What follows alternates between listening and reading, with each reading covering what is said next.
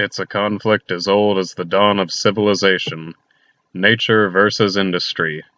As the human world has expanded and built larger and larger structures, we have slowly taken away from the environment itself, and the animals that inhabit it, which some might call the original owners of the environment.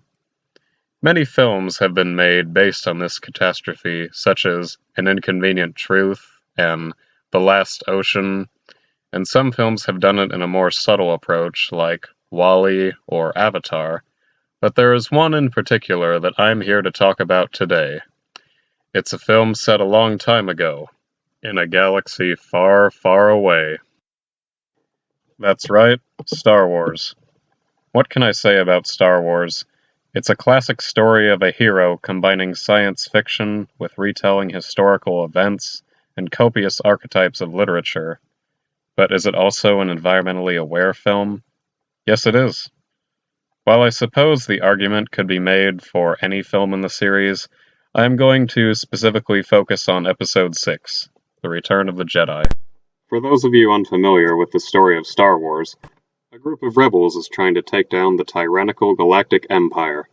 The Empire, ruled by Emperor Palpatine, built a powerful weapon called the Death Star, which had the power to destroy planets and moons. The rebels managed to terminate it, but the Empire quickly planned for the building of a second Death Star. This Death Star would be powered by a land generator that was built on the forest moon of Endor. Since the moon was mostly forest, the Empire built the generator because the land was cheap to use, and they obviously gave no consent to the natives that lived there, the bear-like Ewok species. The construction destroyed a large proportion of trees. The Ewoks, as well as the native Yuzum species, are shown to inhabit and make structures out of the trees. In losing a significant amount of habitat, some likely had to migrate, which may explain why there is a Yuzum shown singing in Jabba's palace on Tatooine. The Ewoks and Yuzums are also both shown to be herbivores, and their food source is greatly affected by the building of the generator. If the Ewoks and Yuzums had less to eat, their population would decrease over time, which would in turn affect the other Endor species. The Duloc, for example, prey on the Ewoks, and if their food source population started decreasing, their own population would start decreasing after a while. The building of the generator disrupts the entire ecosystem of the forest moon of Endor. What's worse is that the generator is shown to produce a smoke, which likely makes the air less clean, thus affecting every species on Endor all at one time. Eventually, the rebellion hears word of the Death Star generator's location, and arrives at the forest moon of Endor to destroy it. After encountering the Ewoks, they all unite, as they all wish to destroy the generator. Of course, the rebels' primary goal is to stop the Empire, but they could be seen as environmentalists who are trying to help the forests by repelling industry. One particular Ewok named Wicket is shown to strike a friendship with Chewbacca, who is one of the rebels and of another species called the Wookiees. This represents different forces of nature united, as Chewbacca's home planet, Kashyyyk, was similarly sieged by the Galactic Trade Federation. The Ewoks as a whole are shown to greatly admire C-3PO because he appears to be made of gold. The Ewoks clearly admire him as a fellow force of nature, due to gold originating beneath Earth's surface, which further symbolizes the unity of all the forces of nature.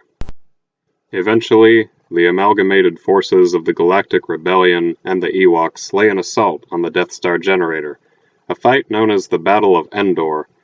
The Empire seems to have the upper hand, as they have giant steel walkers with massive firepower and super-fast speed bikes, compared to the Ewoks' more primitive hang glider and weapons made of wood. The Ewoks are, however, shown to be clever, as they use tactics like hiding in the trees and waiting to ambush Imperial troopers when they least expect it. In the end, even though the Empire had better equipment, it did not make them successful, which ultimately shows that the nature is a force to be reckoned with. The rebels and the Ewoks are able to successfully destroy the Death Star generator, disabling the shield and allowing the second Death Star itself to be destroyed. The Battle of Endor as a whole can be seen as symbolic to the French and Indian War in North America, which is a real historical event with some environmental messaging behind it. You had the French, who are like the rebels, eager to unite and help the natives, who are the Ewoks, against the invading British, who are the Galactic Empire's forces. In summary, the themes of environmental science are represented as follow.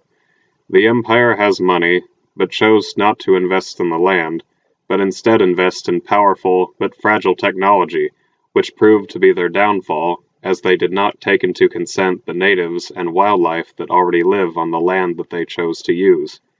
The generator itself represents pollution and how it can be a detriment to human health, or Ewok, Yozum, and Duloc health. Industry itself is shown to be in the wrong and gets its rightful comeuppance. This comes to a head near the end of the movie, when industry is shown to have one more weakness. Warning: major spoilers. If you have not seen these movies, turn away now. After Emperor Palpatine is betrayed and killed by Darth Vader, Vader collapses as his health is quickly worsening. In his final moments, Vader begs his son Luke to remove his helmet, which was keeping Vader alive the entire time. But Vader finally wants to see his son with his real eyes. This shows that Vader did not need the aid of industry to have a genuine, natural moment with his son Luke.